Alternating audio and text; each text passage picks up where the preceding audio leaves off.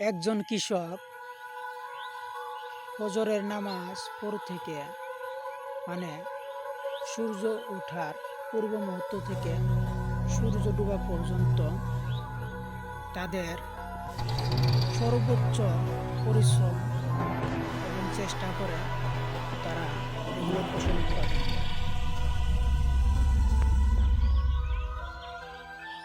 এগুলো ফসল উৎপাদনের পিছনে একেবারে আমাদের মতো কৃষকই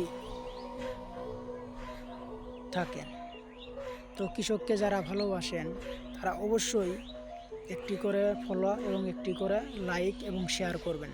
তো ধন্যবাদ সবাইকে, সবাই পাশে থাকবেন এবং বেশি বেশি সাপোর্ট করবেন। তো এগুলো সব ভুট্টা ক্ষেতের ভিডিও দেখেন।